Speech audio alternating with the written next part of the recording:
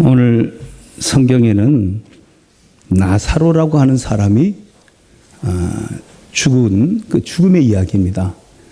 이 나사로는 예수님이 예루살렘에 하나님 말씀을 전하러 왔을 때 이 집에 가서 나사로, 마르다, 마리아가 있는 이 집에 가서 쉬었던 집입니다. 그러니까 어쩌면 가장 편안하게 생각했던 집일 겁니다. 제가 이런 얘기를 했었죠. 신방을 가서 예배를 마치고 내가 다리를 쭉 뻗고 있으면은 내가 이 집을 좀 편안하게 생각하는 거고, 다리를 안 뻗으면은 좀 불편하고 편하게 생각하지는 않는 집이다. 제가 그렇게 말을 해놓고 잊어먹었어요. 근데 우리 교인들은 신방 예배를 마치고 신방 예배 드리면서 우리 집에 와서 다리를 뻗을까 안 뻗을까 전부 다 그걸 보고 있었더라고.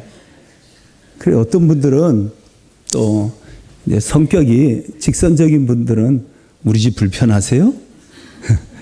우리 집에서는 다리 안 뻗으세요? 그러시더라고.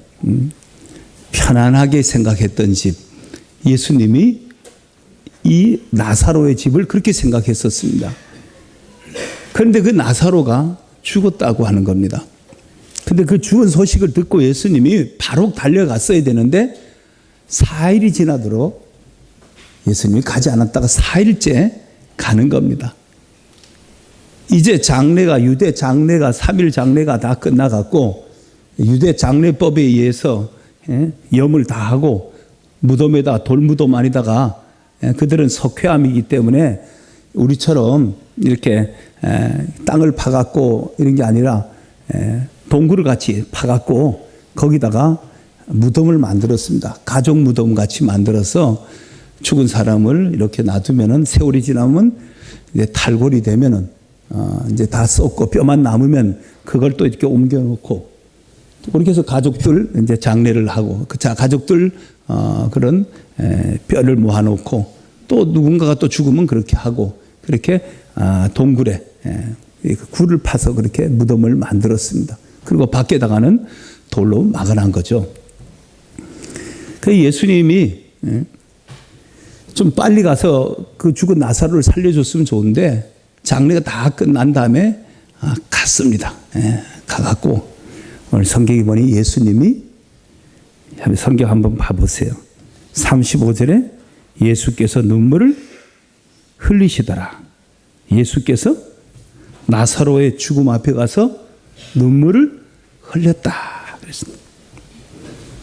성경에서, 신구약 성경에서 가장 짧은 문장입니다. 딱 2단어. Jesus wept. 딱 2단어. 예수께서 우셨다. 그래서 제일 짧은 문장을 이 문장이라 그럽니다. 예수님이 우셨다. 예수님도 우셨다. 예수님도 우신다. 예수님도 우리의 아픔을 아신다. 성경에 예수님이 울었던 내용이 3번 나옵니다. 나라가 멸망할 때 조국의 멸망을 보면서 예루살렘의 멸망, 그 전쟁으로 인한 참화, 백성들의 비참한 죽음, 그것들을 내다보면서 눈물을 흘리십니다. 예루살렘 성을 바라보시고 우시더라. 겟세마네 동산에서 십자가를 지고 죽음을 앞두고 심한 통곡과 눈물로 주께 은혜를 구했더라. 예수님의 그 구원의 눈물, 종교적 눈물이죠. 오늘 나사로의 죽음 앞에서의 눈물은 연민과 동정과 그런 사랑의 눈물, 그런 눈물을 흘려주셨죠. 성경은 이 땅의 인생을 눈물의 인생이다. 울면서 어쩌면 태어나서 그 죽고 애통해하고 눈물을 흘리는 인생이고, 그 인생을 계시록 21장 4절은 눈물을 닦아주시는 주님으로 우리 인생을 종결시킨다고 나와 있습니다. 나는 주님이 여러분의 눈에 눈물을 닦아주실 줄 믿습니다. 예수님께서 죽은 이 나사로의 집에 가서 나사로를 이제 살려내는데 나사로야 나오라. 응? 큰 소리로 43절에 보면 큰 소리로 나사로야 나오라 부르시네. 죽은 나사로를 살려내죠. 성경에 죽은 자를 살려내는 내용이 3번 기록이 되어 있죠. 예수님이 이 죽은 나사로를 살리고, 과부의 나인성 과부의 외아들을, 그 젊은 청년 남자를 살려내고, 회당장 야이로의 딸을 살려내고, 그래서 달리다굼 하면서 아가야 일어나라, 아침이다. 엄마가 아침에 곤히 잠을 자는 아이를 깨울 때 하는 그 일어나야지 이제 아침인데 라고 하는 그 아주 친절한 용어, 달리다굼. 죽은 것이 아니라 자는 것이다. 그러면서 잠에서 깨어내는 예수님의 그 사랑의 음성이죠. 그러니까 사람은 죽고 죽은 자를 주님이 살려내신다고 하는 교훈을 우리에게 주는 말씀인 겁니다. 그 요한복음에는 7번의 표적이 나옵니다. 예수가 하나님이라고 하는 표적, 예수가 그리스도라고 하는 표적을 7번 나타내는데, 물을 포도주로 바꾸는, 예수님을 믿으면 새로운 생명을 얻는다, 새 생명을 얻는다, 변화를 가리키고요. 이 마지막 7번째, 예수를 믿으면 영원히 산다, 죽은 자가 영원히 산다라고 하는 진리를 가르쳐주고 있는 것이 요한복음인 것입니다. 그러면서 예수님은 나사로를 살려내시죠. 근데 나사로를 살려내기 전에 예수님께서 왜 이제 오셨어요? 좀 빨리 오시지 라고 말하는 그 마르다 마리아 자매에게 예수님이 이렇게 말씀합니다. 한번 볼까요? 요한복음 11장 25절에 예수께서 이르시되 나는 부활이요 생명이니 나를 믿는 자는 죽어도 살겠고 무릇 살아서 나를 믿는 자는 영원히 죽지 아니하리니 이것을 내가 믿느냐. 죽어도 어떻게 된다? 다시 산다. 죽어도 다시 산다. 지금 옆에 사는 남편하고 죽어도 다시 또 이 남편하고 산다는 말이 아니라, 그냥 죽어도 지금 그 남편하고 또 사실래요? 다시 살아서? 강성표 지사님. 못 살죠. 미안해서. 미안해서. 살고는 싶은데 미안해서. 그죠? 남자들 다 그런 거 아닙니까? 남자들. 이 여자하고 또 살고는 싶은데 미안해서 못 산다 그러지. 살고는 싶은데. 죽어도 다시 산다. 죽어도 다시 산다. 예수님은 영원히 산다. 우리가 영원히 산다는 거예요. 그리고 그 영원히 산다는 것을 죽은 자를 살리면서 보여주셨고, 예수님 자신도 3일 만에 다시 살아나시면서 우리 인간은 영원히 산다. 여러분, 창세 이래 모든 인간의 최고의 고통과 최고의 관심이 뭐예요? 영원히 사는 길이 있는가? 이것이 모든 인류, 오고 가는 모든 인류의 최고의 고민이고 과제인 겁니다. 영원히 사는 길은 없는가? 거기서 나온 게 뭐예요? 종교죠. 거기서 종교가 나오는 거예요.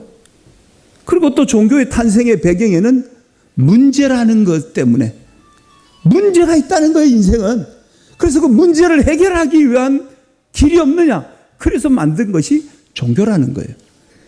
그러니까 생명과 문제라는 문제. 그 때문에. 그 예수님께서 죽음을 이기지 못하는 인생에게 아니야, 영원히 사는 길이 있어. 왜? 하나님 자신이 영원히 사시기 때문에. 하나님이 살아계시고 영원히 사시기에 영원히 사는 길이 있다. 나를 믿으면 죽어도 다시 살고 살아서 나를 믿는 자는 영원히 죽지 아니하리라. 너는 이것을 믿느냐? 예수님이 자기 선언을 하시는 거예요. 나를 믿는 자는 영원히 산다. 오늘 저와 여러분의 소망이 뭡니까? 오늘 우리가 왜 예수를 믿고 교회를 다닙니까? 영원히 산다고 하는 것을 믿기 때문에, 그것 때문에 우리가 교회를 다니는 거 아닙니까? 기독교가 진리의 종교인 이유가 뭡니까? 예수님이 다시 사셨기 때문에 진리인 거죠. 예수님이 다시 살아나지 못했다면 그건 예수님 자기 소리에 불과한 거죠. 어쩌면 유대를 혁명시킬 혁명가에 불과하고 한 시대를 앞서가려고 했던 선지자에 불과한 거예요. 그런데 예수님은 다시 살아나심으로써, 말씀하신 대로 다시 살아나심으로써 예수님은 우리 인간에게 영원히 살 수 있다고 말씀했던 그 가르침이 진리라고 하는 거예요. 예수님 자신이 하나님의 아들인 것을 증명해 준 것이 뭐냐? 다시 살아나신 거예요. 그래서 우리는 기독교를 진리라고 말하는 겁니다. 참된 종교라고 말하는 거예요. 우리가 주변에 있는 종교들을 거짓 종교, 사이비 종교라고 말하는 건 뭐예요? 진리가 아니기 때문이라. 진리라는 말은 영원하다는 것이고 불변하다는 것이고 무한하다는 거예요. 무한하고 영원하고 불변한 가치, 변하지 않는, 시대가 지나든 어떤 상황이 와도 바뀌지 않는 것, 그걸 우리가 진리라고 말하는 거죠. 주님 부활하시고 2000년이 넘어도 여전히 주님은 진리가 되시고, 그래서 예수님 자신은 내가 진리요 생명이요, 예수님 스스로가 그렇게 말씀하셨던 겁니다.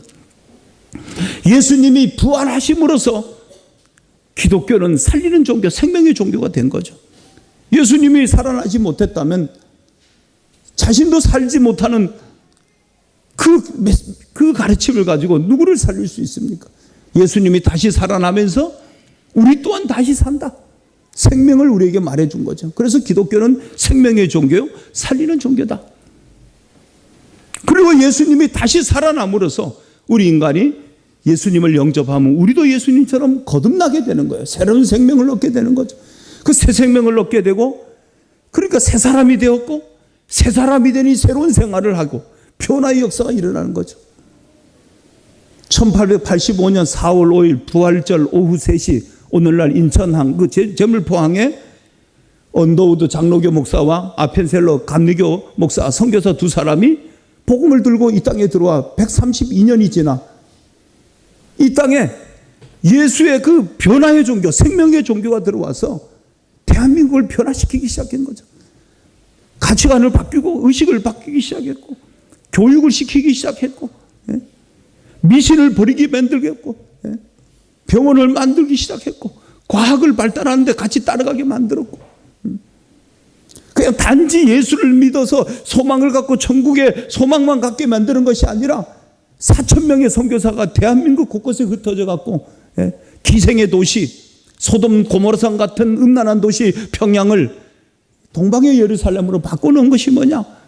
생명의 종교, 변화의 종교, 예수 그리스도가 들어옴으로써 새 생명을 주고 변화되니까 새로운 삶을 살게 해서 세상을 바꿔놓은 거예요.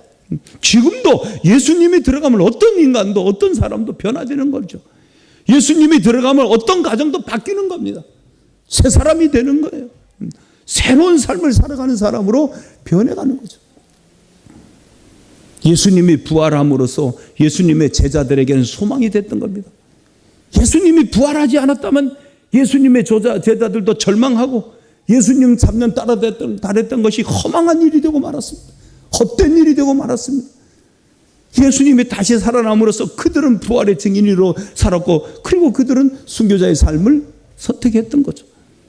예수님이 부활함으로써 그들에게 우리도 다시 부활한다고 하는 부활의 천명연매가 되시는 예수님의 부활, 내 부활이라고 하는 소망을 가지고 그들은 부활의 주를 증명하고 증거하기 시작했고, 자기들도 그 소망을 갖고 살았던 것입니다. 우리 이 땅에서 우리는 죽은 조상을 숭배하고 죽은 조상에 제사하고 미신에 빠져있던 이 대한민국에서 빈무덤의 주인은 예수 그리스도, 우리는 죽지 않는다, 영원히 산다라고 하는 이 산소망의 복음을 우리에게 주셔서 대한민국이 예수를 받아들이고 어디에 가도 교회가 있게 만들어주시고 하나님을 섬기는 놀라운 축복을 우리에게 주셨던 것입니다. 오늘 이 나사로의 죽음 앞에서 우리는 한 가지를 또 들여다볼 수 있는 것이요, 우리 인간은 죽음에 관해서 모르는 것이 3가지가 있다고 그럽니다. 죽음에 대해서 모르는 것, 내가 언제 죽는지는 모른다는 거예요. 어디서 죽는지도 모른다는 거고 어떻게 죽는지도 모른다는 거예요. 3가지는 모른다는 거예요. 언제, 어디서, 어떻게 내가 죽는지는 모르는데 아는 것 3가지가 또 있다는 거예요. 아는 것 3가지. 인간은 죽는다는 거고 나도 죽는다는 거. 인간이 죽고 나도 죽고, 근데 죽음이 순서는 없다고 하는 거라는 거예요. 이건 사실이라는 거예요. 예. 모르는 것도 셋이 있고 죽음에 대해서 아는 것도 세 개가 있고. 오늘 이 나사로의 죽음 앞에서 주님은 우리에게 무슨 소망을 주냐? 다시 산다. 오늘 부활절날 아침에 성경을 들고 아침 산새 소리를 들어가면서 예쁜 그 정말 새 생명의 꽃들, 잎사귀들을 바라보면서 오늘 교회로 오셨던 분들의 그 마음속에 무엇이 있게? 영원히 산다. 죽어도 다시 산다. 천국에서 영생한다. 하나님 아버지와 함께 영원히 산다. 오늘 이 소망이 있기에 우리는 예수를 믿고 이 소망을 가지고 우리는 믿음의 삶을 살아가고 있는 것이죠. 우리 양문교회 교회 여러분, 무덤 속에 있는 자가 다 주의 음성을 들을 때가 오나니 선을 행한 자는 생명의 부활로, 악을 행한 자는 심판의 부활로 나오시라고 했던 그 주님, 무덤 속에서도 주의 음성을 다 듣는 날이 올 때가 온다 이 말이에요. 다시 부활하여 주님 앞에 설 날이 있다 이 말입니다. 저도 여러분도 진리 되시고 생명 되시고 우리의 소망이 되시는 부활의 주 예수 그리스도, 그분을 믿고 의지하면서 믿음의 길을 거룩하게 잘 가는 우리 양문교회 교우들이 되길 주의 이름으로 축원합니다.